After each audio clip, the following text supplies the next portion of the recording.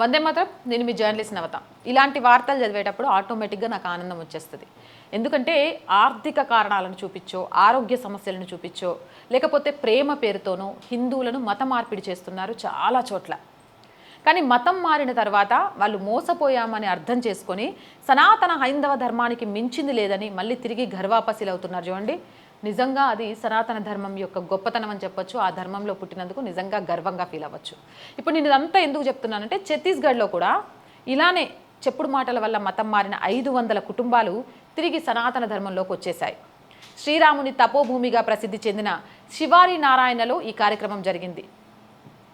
ఈ సందర్భంగా పలు ఆధ్యాత్మిక కార్యక్రమాలు చేపట్టారు. తమ సాంస్కృతిక అస్తిత్వాన్ని, అలాగే ప్రకృతిని ఆరాధించే గిరిజన సమాజాన్ని వదిలిపెట్టి దూరమైన తర్వాత తాము ఏం కోల్పోయామో ఆ ప్రజలు గ్రహించారు. వారి అంతరాత్మతో కలిగిన ఆవేదన తదనంతరం వారిని తిరిగి సనాతన ధర్మం వైపు నడిపించింది. స్థానిక రామ్ మిలెంగే ఆశ్రమంలో ఆధ్యాత్మిక కార్యక్రమాలు జరిగాయి. రామ్ మిలెంగే ఆశ్రమం, కుమార్ దిలీప్ సింగ్ జుదేన్ సనాతన్ ఫౌండేషన్ మరియు సేవా న్యాయ్ ఉత్తన్ సంయుక్తంగా ఈ కార్యక్రమాన్ని నిర్వహించారు.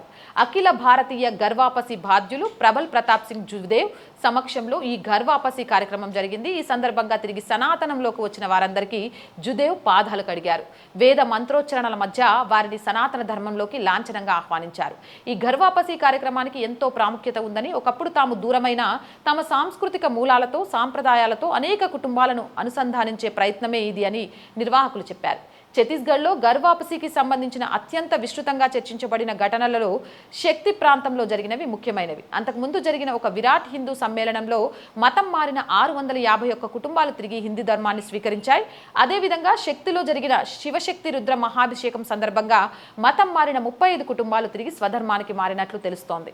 మార్చి 2026లో శక్తిలోని సిద్ధ హనుమాన్ ఆలయ ప్రాంగణంలో నిర్వహించిన ఒక కార్యక్రమంలో మతం మారిన 610 మంది తిరిగి సనాతన ధర్మాన్ని స్వీకరించారని పేర్కొన్నారు. ఇలాంటి వార్తలు చదువుతున్నప్పుడు ఎంత ఉత్సాహం వస్తుందంటే, ఎంత హ్యాపీగా అనిపిస్తుందంటే, ఇట్లా వేల సంఖ్యలో తప్పుడు మాటల ద్వారా మతం మారి అసలు పుట్టిన సనాతన ధర్మం గొప్పతనాన్ని తెలుసుకొని తిరిగి వస్తుంటే, ఆ తిరిగి వచ్చిన వాళ్ళను వెక్కిరించకుండా సనాతన ధర్మం యొక్క గొప్పతనాన్ని చెప్పే విధంగా వేద మంత్రోచ్చరణలతోటి పూజలు చేయించి వాళ్లకు కాళ్ళు గడిగి మళ్ళీ ధర్మంలోకి స్వీకరిస్తున్నారు అంటే, ఇది నా భారతదేశంలో మాత్రమే ఉండే గొప్పతనం అని గర్వంగా చెప్పుకోగలుగుతా. ఇది నా సనాతన ధర్మంలో ఉండే గొప్పతనం మాత్రమేనని గర్వంగా చెప్పుకోగలుగుతా. ఇంకెక్కడా ఇలాంటివి సాధ్యం కాదు. అందుకే హిందూగా పుట్టడం ఒక వరం, హిందూగా చావడం అంతకంటే గొప్ప వరం. అవునంటారా, కాదంటారా? మీ అభిప్రాయం కామెంట్ చేయండి. అండ్ మోర్ వీడియోస్ కోసం our group of channels, our voice, our political, our Sanskriti ఛానల్స్ని వెంటనే సబ్స్క్రైబ్ చేయండి. కంటెంట్ బాగుంది అనిపిస్తే లైక్ చేయండి, షేర్ చేయండి. ఆర్థికంగా ఆర్ వాయిస్కి చేయూతనందించండి. ఆర్థికంగా ఆర్ వాయిస్కి చేయూతనందించాలి అంటే సబ్స్క్రిప్షన్ పక్కనే జాయిన్ అనే బటన్ ఉంది. 1 to 5 లెవెల్స్ ఉన్నాయి. ఏదో ఒక లెవెల్లో సపోర్ట్ చేయండి. లేదా స్క్రీన్ మీద గూగుల్ పే, ఫోన్ పేతో పాటు అకౌంట్ డీటెయిల్స్ ఉన్నాయి. మీకు తోచిన సహాయాన్ని అందించండి. వ్యాపార ప్రకటనల కోసం 8328500576 నెంబర్ని సంప్రదించండి. జై హింద్, జై భారత్.